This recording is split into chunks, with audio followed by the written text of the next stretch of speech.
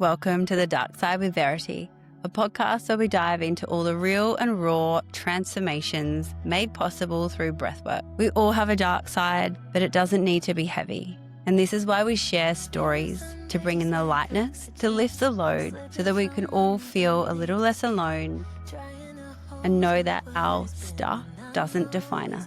And we move through this lifetime with more ease and grace. Let's dive right in. Welcome back to another episode of The Dark Side with Verity. Today we're talking about why meditation does not work and what your nervous system actually needs. I've decided with all of my podcasts, and this comes from a line of always wanting to show up and be real and be me. And I just had a bit of a giggle because sometimes I get ready to do these. I'm like, this is not what I normally wear. My favorite outfits are gym clothes. I love buying them. They're comfy. So I've decided I'm probably going to do all my podcasts from now on in my new gym clothes. Fun. So today we have a Nike set, seamless, so comfy. This is me. I, every day, do not sit in my office looking like a corporate girly. I've never been a corporate girly. I struggled when I was. When I say struggled, I did not struggle. I loved dressing in all of my Q suits and everything for a time period. Do I think that Darwin caters for that lifestyle? Not particularly for me. So while I'm doing this, I'm going to be real. And what I normally look like when I'm working or recording in my office is in gym clothes. So with this whole world of social media, we can sometimes get waylaid of what's happening. And I mean, obviously, if I'm in a studio or if I'm working with guests, probably going to be in a little bit more dressed up, beautiful outfits. But when it's me, I'm going to show you guys my favorite gym wear. You are welcome. Okay. We always start with the breath. I got a little bit carried away. The best part is I'm doing these because I love it and it's fun, and sharing my favorite outfits and active wear, because people always ask, what is your most comfortable favorite active wear? It is, I would say, tough finding brands that are really what you want, because sometimes for me when I'm training, when I'm walking, I like a really tight set. If I'm relaxing in my office working, then something breathable, organic, especially in Darwin. So you will see an array coming your way. Okay, let's do this. Let's take a deep breath together. I want you to close your eyes. Big inhale through the nose. And a big clearing exhale as you let it go. Keeping your eyes closed, I just want you to think about nothing. How are you going with that? Okay, open your eyes. That's the thing everyone tells you, right? Just meditate. Don't think about anything. Wild when if you're working or your brain is thinking about all the things you're going to do that day and then all of a sudden you're supposed to stop. Not really possible for most people. So I'm going to say something that will make half the wellness industry uncomfortable. Meditation is not the answer for most of you. Not because it doesn't work. It does. I promise you it does.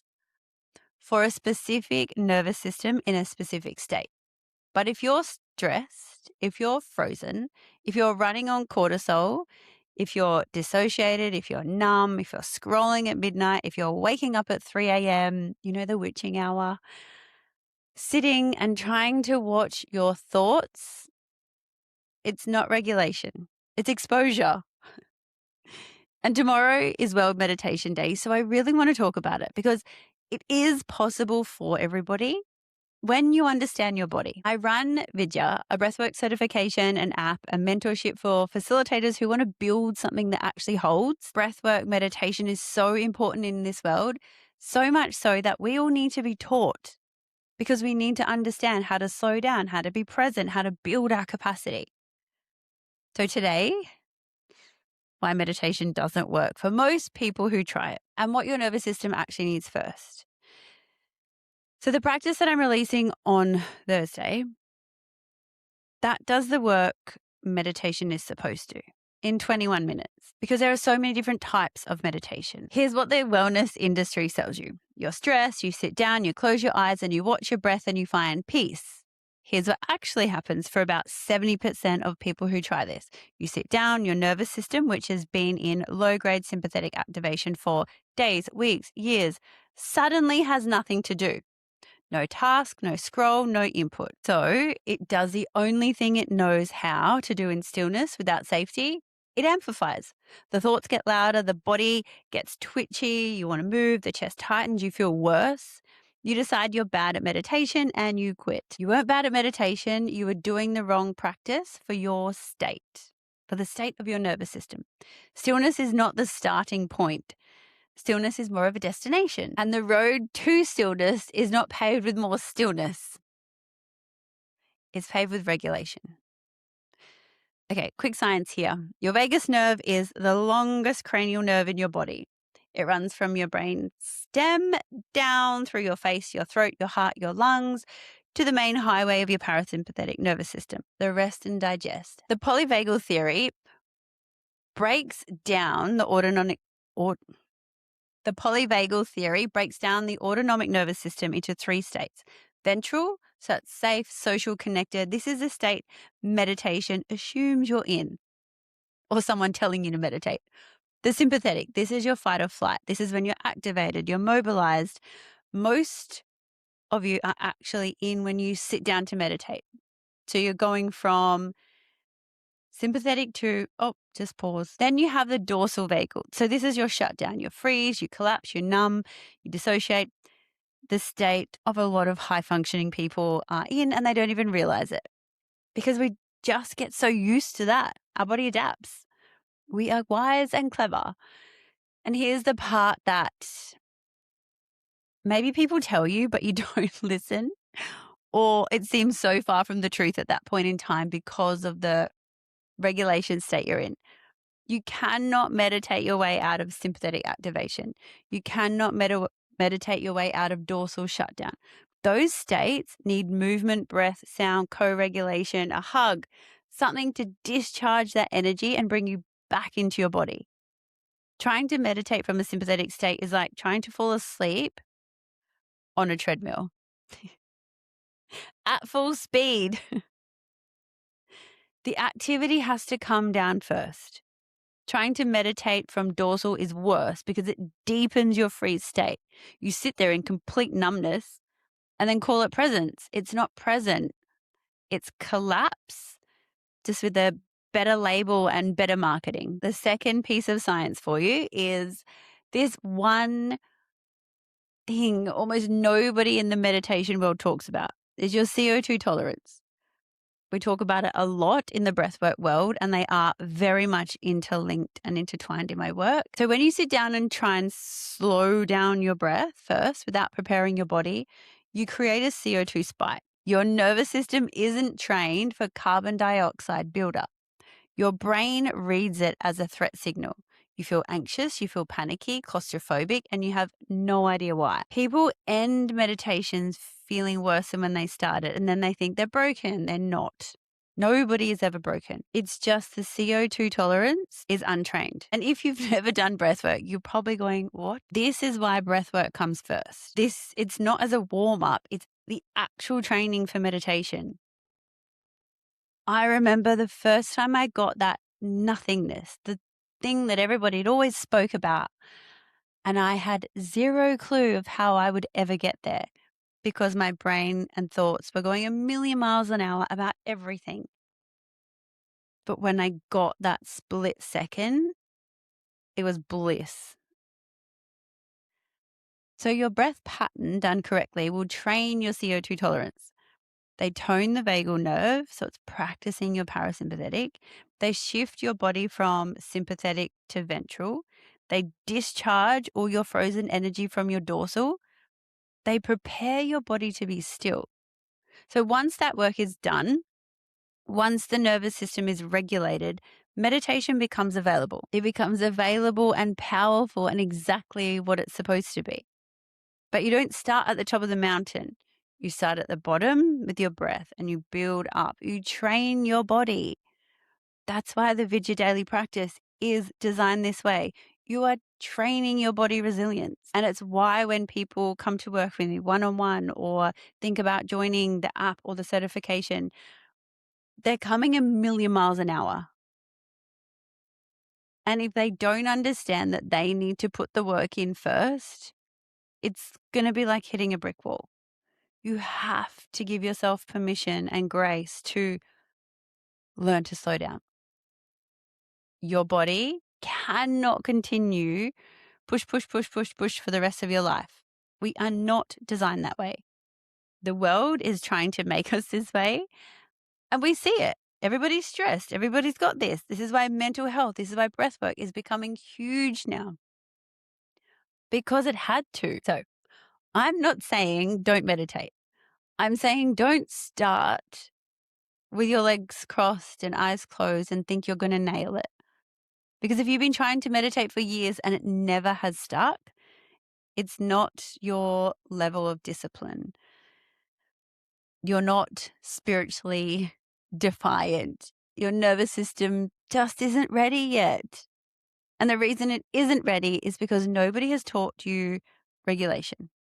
They taught you stillness, and then they called it the same thing. It's not.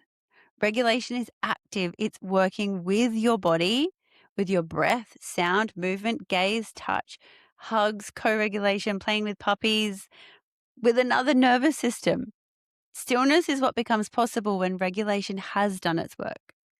And this is the whole thing the wellness industry did get backwards.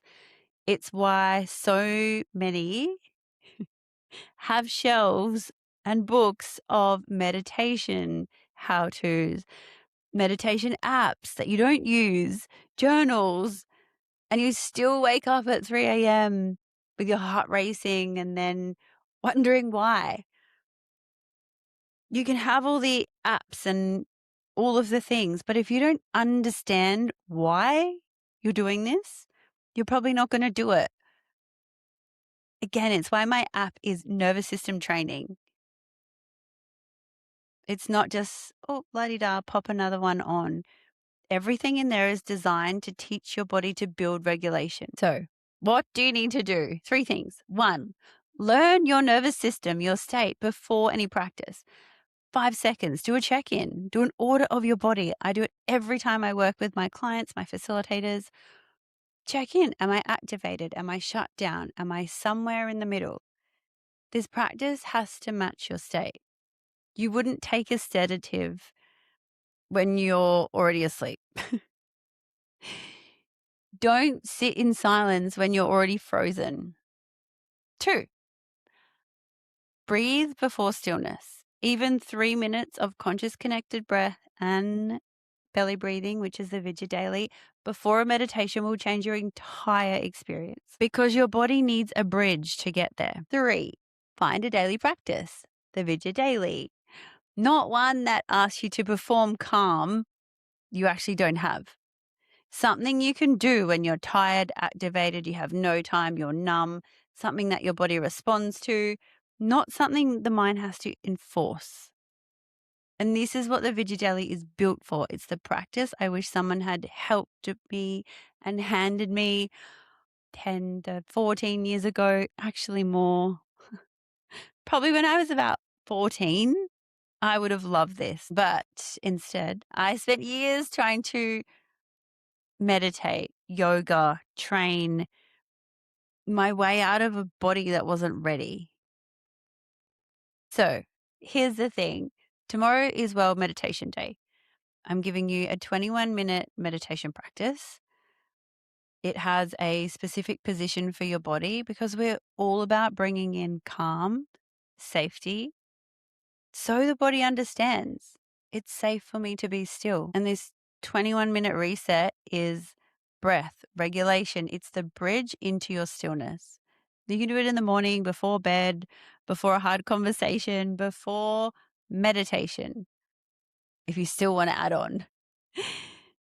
If you would love this one, send us a DM, comment, reset, and I will send it straight to you, because this is my whole reason why I wasn't able to understand my nervous system. I wasn't able to pause, be still, relax until I found this stuff. And I know what it feels like when you have a million things going on in your head, in your heart, in your body, in your life, and you're just chasing. You're not going to get more time. It's not possible. You'll have the same amount of time. You can change how you show up and how it feels in your body. You will feel like you've been gifted hours back in your day because your brain is present. So join us tomorrow on World Meditation Day to reset for you. And if this episode landed for you, share it with a friend. Share it with a friend who always says they have a busy brain, they can't slow down, they always overthink. I hear you. I know that you can change that if you want to. Stop making that your identity. Everybody has a diagnosis these days. Is it us or is it the world? What we can shift and change is how we show up. And I know it is possible for you. Take care of your nervous system. It's the only one you've got.